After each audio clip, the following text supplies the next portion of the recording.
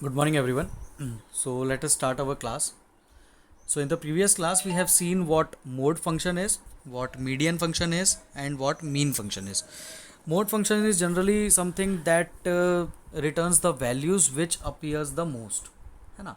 जो सबसे ज़्यादा वैल्यूज़ अपीयर हो रही है उसको प्रिंट करने के लिए मोड फंक्शन होता है. Other than this, the next one was median function. Median function, what it does, it returns the middle value. And the third one was mean what it does, it returns the average value, है ना. तो यहाँ पर ये तीन अलग अलग functions हमने देखे थे. इन फंक्शंस को कैसे यूज़ करना है, कहाँ यूज़ करना है, ये चीज़ें अब हम थोड़ी सी समझते हैं. The topic is NaN values in mode function. कभी कभी ऐसा होता है कि जैसे कि कुछ अलग अलग कॉलम्स हैं और इन कॉलम्स में वैल्यूज़ रिपीट हो रही हैं और यहाँ पर दो ऐसी वैल्यूज़ हैं जो सेम नंबर ऑफ टाइम्स आ रही हैं, है ना. और यहाँ पर सब जगह एक एक ही वैल्यू आ रही है. तो जहाँ पर दो नंबर ऑफ वैल्यूज़ आ रही हैं एक से ज़्यादा बार, तो वो दोनों 90 और 91 जैसे दो दो बार आया, तो यहाँ पर वो सब जगह उन वैल्यूज़ को लिखेगा. और यहाँ पर जैसे 1 2 और 3 आई और तो उसके नीचे कोई भी वैल्यू नहीं है तो वो नैन नैन और नैन प्रिंट कर देगा. बट जहाँ पर दो वैल्यूज़ आ रही थी मोड फंक्शन की, वहाँ पर it will print two values. Let us understand this topic with this example. Now see, in this example you can see in each and every column, let us go here. In each and every column you can see the value which is getting repeated is 94, so mode function will return 94 here. Here also the value is 94, so mode function will return 94. Here 92 is getting repeated two times and 99 is getting repeated two times, so here it will repeat two of the values. And here which value is getting repeated, so only 99 is getting repeated. तो यहाँ पर ऐसे में क्या होगा, जो output generate होगा वो कैसा जनरेट होगा, तो वो कुछ इस तरीके का आउटपुट जनरेट होगा. इस आउटपुट में देखो जो वैल्यूज़ दो ज़्यादा रिपीट हो रही थी मोड फंक्शन लगाने पर वो यहाँ पर डिस्प्ले कर दी. अब यहाँ पर दो नंबर ऑफ वैल्यूज़ थी, सो अदर कॉलम्स में तो एक ही एक थी, so the remaining values for the other columns it will display as NaN. तो वो बचे हुए कॉलम्स को नैन कर देगा, मिसिंग वैल्यू कर देगा, और जिनमें दो वैल्यूज़ रिपीट हो रही हैं उन दो वैल्यूज़ को वो यहाँ पर डिस्प्ले कर देगा. So this is what NaN function is. And what this program verse, so this program verse MKS1 नाम का एक डेटा फ्रेम दिया हुआ है. And write a program to calculate mode for each section. आपको हर एक सेक्शन का मोड प्रिंट करना था. तो हर एक सेक्शन का मोड कैसे प्रिंट किया जा सकता है, तो आपके डेटा फ्रेम का नाम डॉट मोड फंक्शन. जैसे इन्होंने इसको प्रिंट किया तो ये आउटपुट आपको जनरेट होकर मिला. And under this output you can get easily, you can understand that here there are two number of values which got repeated and everywhere it was only one. So the remaining columns, जितने भी बचे हुए columns होंगे वो सारे के सारे बचे हुए जो columns होंगे वहाँ पर नैन प्रिंट हो जाएगा. So this was it. आगे बढ़ता है. एक और एग्जांपल दिया हुआ है. Consider the data frame MKS1, write a program to calculate mode for each subject. अभी आपने सेक्शन के लिए निकाला ना, अब सब्जेक्ट के लिए निकालना है. तो जब सब्जेक्ट के लिए निकालना होता है तो हमने एक चीज़ देखी थी कि ऑटोमेटिकली तो वो कॉलम्स पे वर्क करता है, बट जब कभी सब्जेक्ट के लिए निकालना है, मतलब रोज के लिए निकालना है, तो आपका ये जो मोड फंक्शन है उस मोड फंक्शन के ब्रैकेट में आपको वैल्यू पास करनी पड़ेगी एक्सिस इज इक्वल्स टू 1. जैसे आप उसके ब्रैकेट में axis is equals to 1 value pass करोगे, now it is clear to Python that you need to print various rows. तो अब जो आउटपुट आएगा वो कुछ इस तरीके का आएगा. तो यहाँ पर देखते हैं हम ये आउटपुट कैसे जनरेट किया उसने. तो देखो इस वाली रो में से जो वैल्यू रिपीट हो रही है 99, तो 99 प्रिंट हो जाएगा. यहाँ 94 प्रिंट हो जाएगा. यहाँ कुछ भी नहीं आ रहा है तो शायद स्मॉलेस्ट प्रिंट करेगा. यहाँ पर 94 प्रिंट हो जाएगा. यहाँ पर 99 प्रिंट हो जाएगा. तो इस तरीके से ये वैल्यूज़ यहाँ पर प्रिंट करेगा. ठीक है, तो देखते हैं हम. IP में 94 प्रिंट कर रहा है, 94 कॉमन है. यहाँ पर 89 कॉमन है. हाँ, यहाँ पर भी तो 89 कॉमन है ना, तो 89 प्रिंट कर देगा. तो यहाँ पर आप देख सकते हो ये जो कॉमन वैल्यूज़ थी जो ज़्यादा बार आ रही थी वो ज़्यादा बार प्रिंट होने वाली वैल्यूज़ यहाँ पर प्रिंट कर दी गई हैं. तो ये होता है मोड फंक्शन. आगे देखते हैं, write a program to calculate median value for each section. अब आपको मीडियन वैल्यू हर एक सेक्शन की प्रिंट करना है। तो मीडियन वैल्यू कैसे प्रिंट करेगा, तो देखो, तो सिंपली आपको मीडियन फंक्शन लगाना है, MKS1 डॉट मीडियन फंक्शन। जब आप बिना किसी एक्सिस 1 एक्सिस 2 लगाकर करोगे तो ऑटोमेटिकली वो किस पे वर्क करेगा, कॉलम्स पे वर्क करेगा। तो यहाँ पर उसने कॉलम्स के लिए मीडियन वैल्यू प्रोड्यूस करके बताई है। तो देखते हैं ये 95, 94, ये 92, 97, ये ऐसे आउटपुट कैसे जनरेट किए, इसको हम थोड़ा सा समझते हैं। यहाँ पर आया है आंसर 95। अब यहाँ पर मीडियन की वैल्यू 95 क्यों आई है, चलो उसको समझते हैं। हमने जब मीडियन देखा था तो समझा था कि वो टॉप हाफ और बॉटम हाफ में डिवाइड करता है आपके डेटा फ्रेम को, और इन दोनों को डिवाइड करने वाली जो वैल्यू रहती है उसको वो एज अ मीडियन कंसीडर करता है।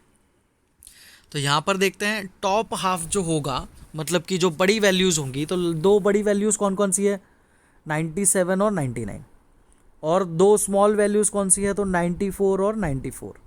तो कौन सी वैल्यू हमारी बची, 95। तो 95 एक वैल्यू है जो डिवाइड कर रही है टॉप और बॉटम में, तो इसीलिए यहाँ पर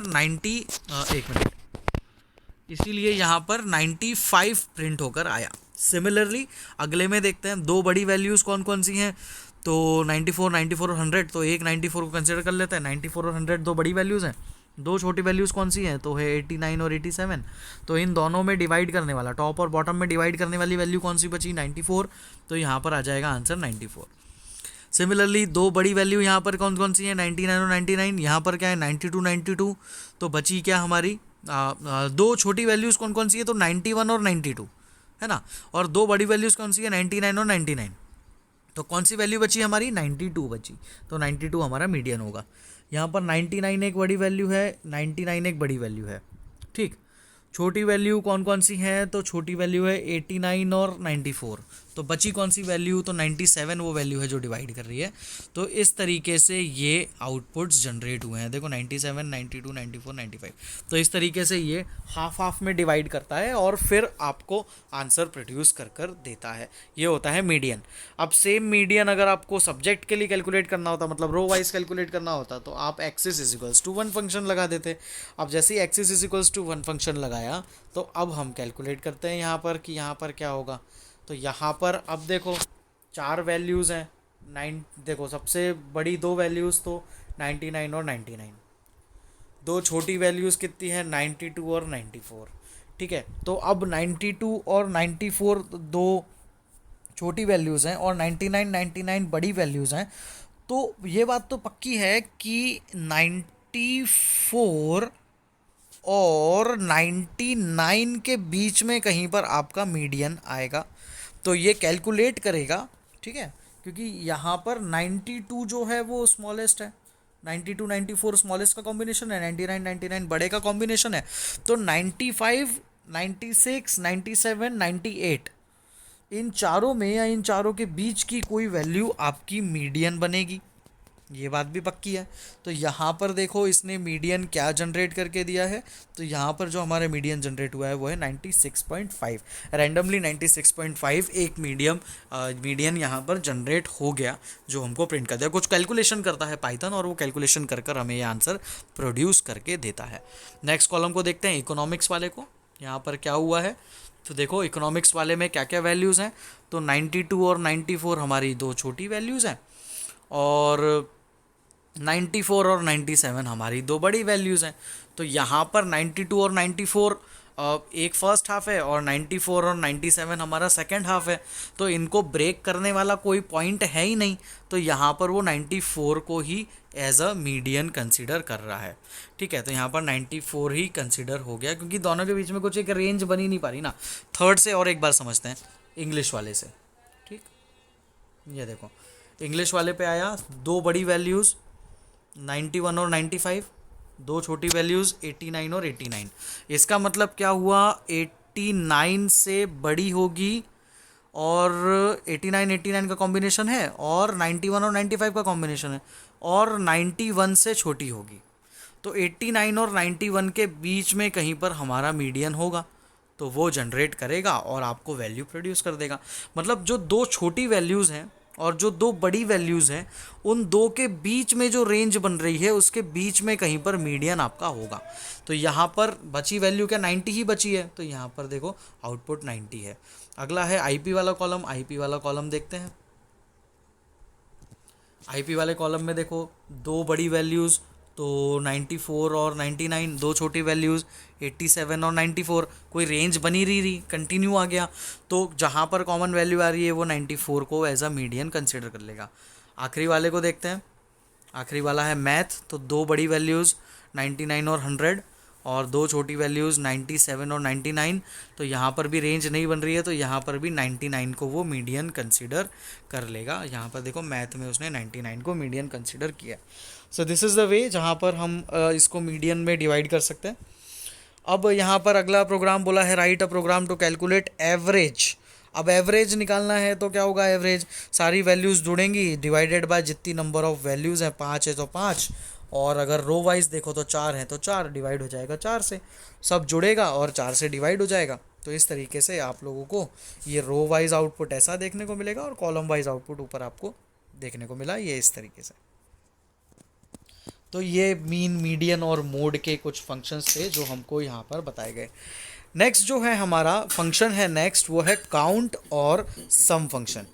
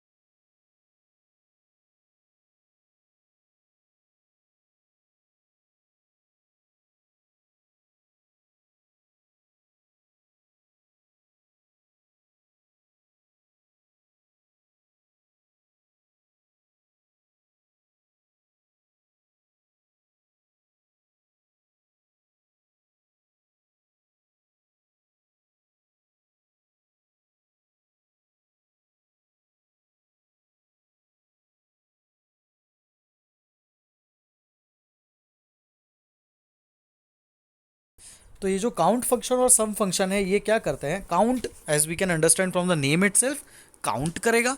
अब ये क्या काउंट करेगा, तो ये नॉन एनए एंट्रीज को काउंट करेगा। ये ध्यान रखना, ये किसको काउंट करेगा, ये काउंट करेगा नॉन एनए एंट्रीज हर एक रो या कॉलम की।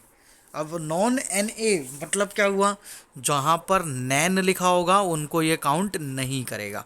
ठीक है, तो इसको हम थोड़ा सा समझते हैं। और सम क्या करेगा, सम सम निकालेगा सारी वैल्यूज़ का टोटल, टोटल कैलकुलेट कर लेगा, सम निकाल देगा, है ना। तो सम तो क्लियर है।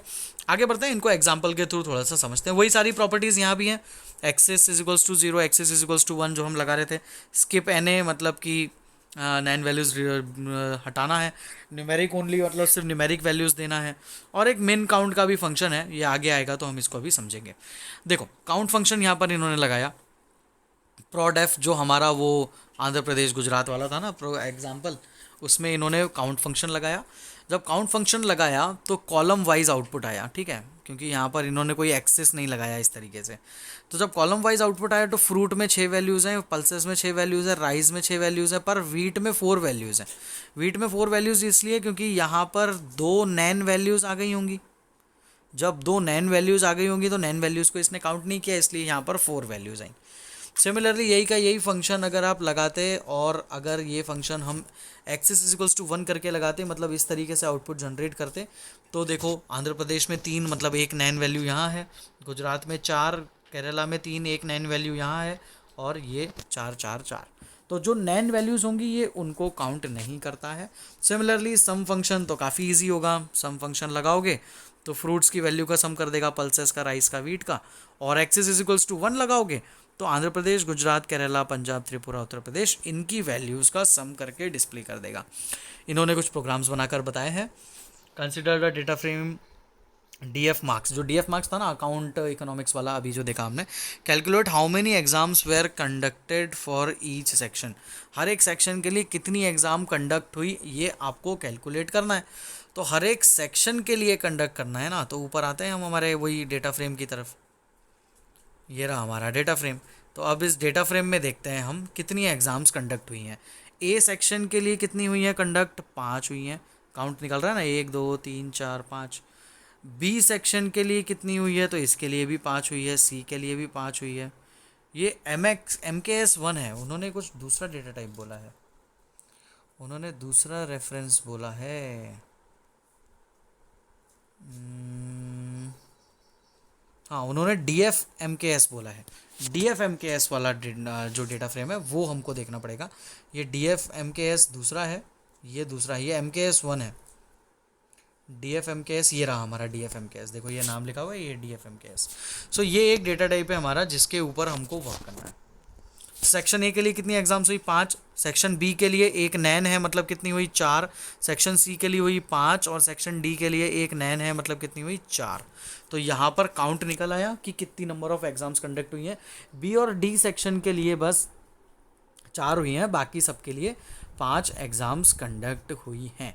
तो ये यहाँ पर इस तरीके से आउटपुट जनरेट कर सकते हैं हम काउंट फंक्शन का यूज़ करके। ठीक, सिमिलरली यहाँ पर अगला एग्जाम्पल इन्होंने क्या लिया है, अगला एग्जाम्पल लिया है, assuming that in each section only 1 student scored maximum marks in each subject, write a program to calculate the toppers total marks. Topper के टोटल मार्क्स हर एक सेक्शन में कितने हैं ये हमको बताना है। तो यहाँ पर हमको क्या करना पड़ेगा, हमको टोटल निकालना पड़ेगा। तो टोटल कैसे निकलेगा, तो DF मार्क्स डॉट सम फंक्शन, सम फंक्शन का यूज़ करके टोटल निकाल सकते हैं ना। तो यहाँ पर सम फंक्शन लगा देंगे तो सेक्शन ए में के टॉपर के टोटल मार्क्स आ जाएंगे, सेक्शन बी के टॉपर के, सी के और डी के।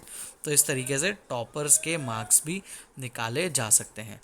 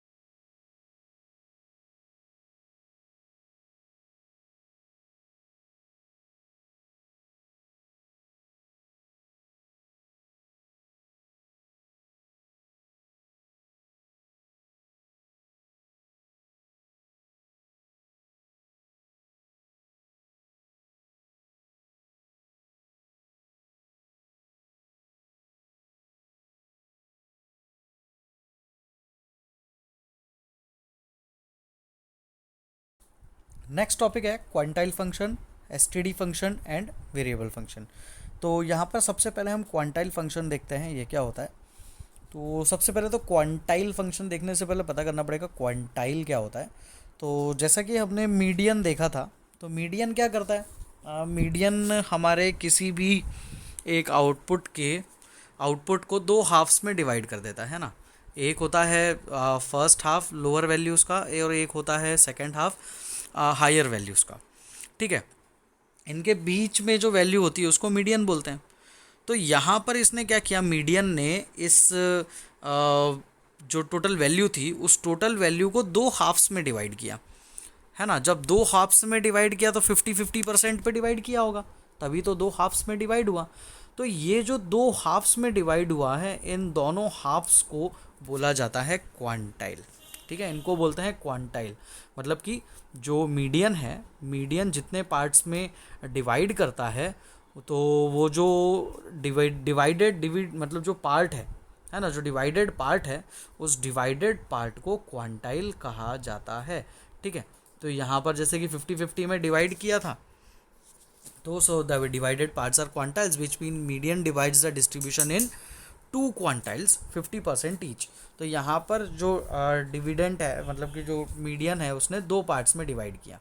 सिमिलरली अगर हम इसको चार पार्ट्स में डिवाइड करते हैं, चार एग्जैक्ट पार्ट्स में डिवाइड करते तो कितने का एक बनता, 25-25 के बनते चार, है ना, 25 × 4 = 100, 100% का चार हिस्से कर दिए तो वो 25% ईच के बनेंगे।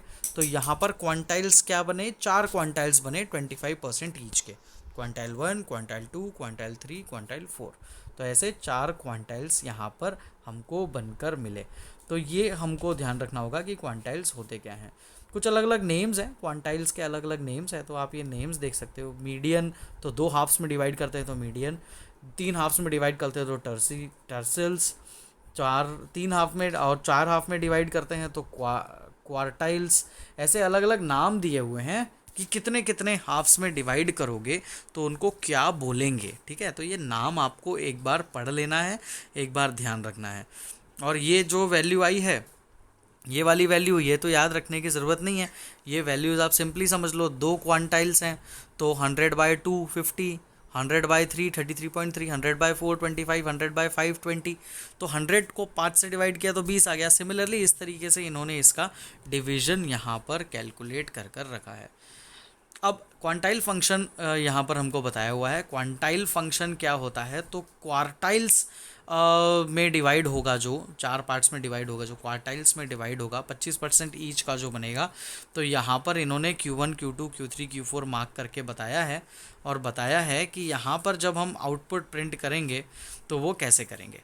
तो देखो, क्वांटाइल फंक्शन आपको लगाना है तो सिंपली डेटा फ्रेम का नाम लिखना पड़ेगा। डेटा फ्रेम का नाम लिखने के बाद क्वांटाइल फंक्शन लगाना पड़ेगा। क्वांटाइल फंक्शन लगाने के बाद Q की डिफ़ॉल्ट वैल्यू यहाँ पर 0.5 पास होती है, मतलब ये मीडियन है।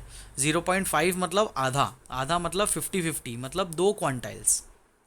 ठीक है, पर हमको दो क्वांटाइल्स, हमारे सिलेबस में क्या है 4 क्वांटाइल्स तक का है, तो हम यहाँ पर 4 क्वांटाइल्स की बात करेंगे। जब हम 4 क्वांटाइल्स की बात करेंगे तो यहाँ पर तो डिफ़ॉल्ट अभी 0.5 था, 50% था। हमारे को क्या है, सिंस अवर सिलेबस हमको क्या दिया हुआ है कि हमको 4 क्वांटाइल रिजल्ट जनरेट करना है। तो 4 क्वांटाइल रिजल्ट जनरेट करने के लिए आप लोगों को क्या करना पड़ेगा, वैल्यू क्या पास करनी पड़ेगी, Q की वैल्यू ये पास करनी पड़ेगी, 0.25, 0.5, 0.75 और 1 डिविजन्स आपको देने पड़ेंगे, और इन डिविजन्स पे वैल्यूज़ को पास करना पड़ेगा। ये रहेगा आपका यहाँ पर इसका डिवीजन। ऑलराइट, तो ये आपको ध्यान में रखना है।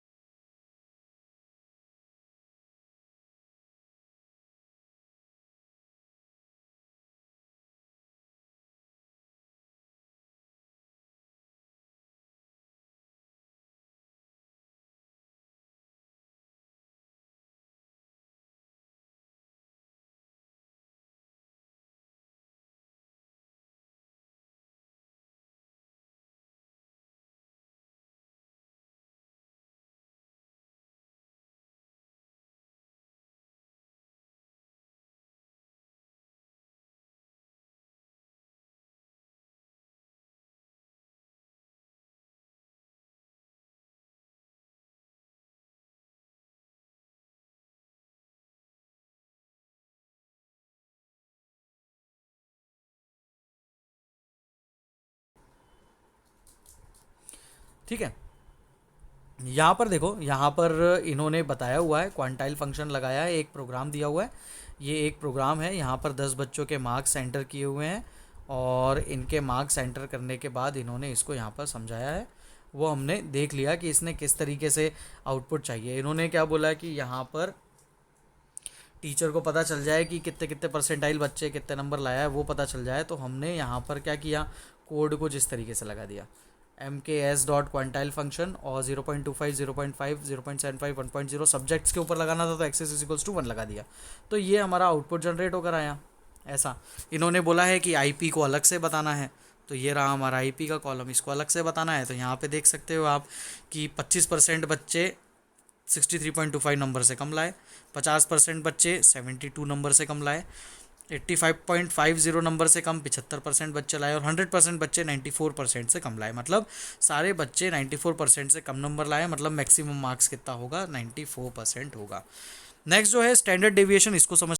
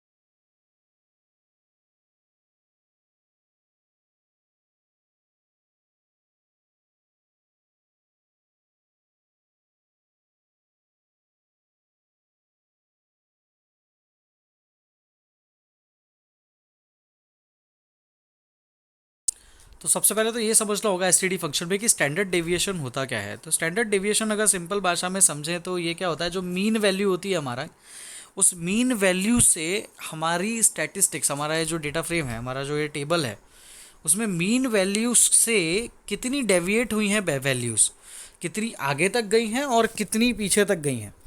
तो ये जो डेविएशन होगा, स्टैंडर्ड डेविएशन, स्टैंडर्ड किसको माना उसने, मीन को। अब मीन से कितनी आगे तक फॉरवर्ड गई है वैल्यूज़ और मीन से कितने बैकवर्ड गई हैं वैल्यूज़, इसको स्टैंडर्ड डेविएशन बोला जाता है। कुछ एक बहुत बड़ा सा फॉर्मूला है इस स्टैंडर्ड डेविएशन को कैलकुलेट करने का, बट यहाँ पर हमको स्टैंडर्ड डेविएशन कैलकुलेट करने के लिए कोई फॉर्मूला लगाने की ज़रूरत नहीं है। सिंपली एसटीडी फंक्शन लगाते हैं हम तो स्टैंडर्ड डेविएशन कैलकुलेट होकर आ जाता है। तो यहाँ पर देखो, प्रोडक्ट पे स्टैंडर्ड डेविएशन लगाया तो फ्रूट्स, पल्सेस, राइस और वीट का स्टैंडर्ड डेविएशन हमको निकल कर मिल गया। सिमिलरली एक्सिस पर एक्सिस इक्वल्स टू 1 कर दिया तो कॉलम्स में निकल आया। तो आपकी जो सिटीज़ थी उन सिटीज़ का भी आपको स्टैंडर्ड डेविएशन प्रिंट होकर मिल जाता है। स्टैंडर्ड डेविएशन एक बहुत वास्ट टॉपिक है और बहुत एक फार्मूला होता है उसको कैलकुलेट करने का। यहाँ पर हमको कोई फार्मूला लगाने की ज़रूरत नहीं है, ऑटोमेटिकली यहाँ पर हमको स्टैंडर्ड डेविएशन कैलकुलेट होकर मिल जाता है। यहाँ पर इन्होंने हमको वही बोला है, आपके पास एक टेबल है वही मार्क्स 2 नाम का, उसका आपको स्टैंडर्ड डेविएशन प्रिंट करना है। तो उसका स्टैंडर्ड डेविएशन प्रिंट करना है तो सिंपली आप सब्जेक्ट्स के प्रिंट करना है तो एक्सेस इज इक्वल्स टू 1 लगा दो और mks.std फंक्शन लगा दो। तो इस तरीके से हम स्टैंडर्ड डेविएशन प्रिंट कर सकते हैं। नेक्स्ट है वेरिएंस फंक्शन। तो जो वेरिएंस फंक्शन होता है, वेरिएंस कैलकुलेट करने का भी कुछ तरीका होता है। तो वेरिएंस जैसे कि स्टैंडर्ड डेविएशन कैलकुलेट होता है वैसे ही वेरिएंस भी कैलकुलेट होता है। तो वेरिएंस कैलकुलेट करने के लिए भी हमको कोई फार्मूला लगाने की ज़रूरत नहीं होती है, ऑटोमेटिकली यहाँ पर वेरिएंस कैलकुलेट होकर आ जाता है। तो यहाँ पर सब्जेक्ट वाइज वेरिएंस कैलकुलेट करना है जैसे आपको, तो यहाँ पर इन्होंने कैलकुलेट करके बताया हुआ। ये कुछ ऑटोमेटिकली जनरेटेड वैल्यूज़ होती है वेरिएंस की, तो वो ऑटोमेटिकली जनरेटेड वैल्यूज़ जो होती हैं ये कुछ फॉर्मूला यूज़ करके ऑटोमेटिकली हर एक टेबल पे से वेरिएंस निकाल कर हमको बता देता है। ठीक, अगला जो है, आगे बढ़ते हैं। अगला है डिस्क्राइब फंक्शन। डिस्क्राइब फंक्शन क्या होता है, तो so as far you have learned about many descriptive statistics functions, count, mean, minimum, maximum, quartiles, etc.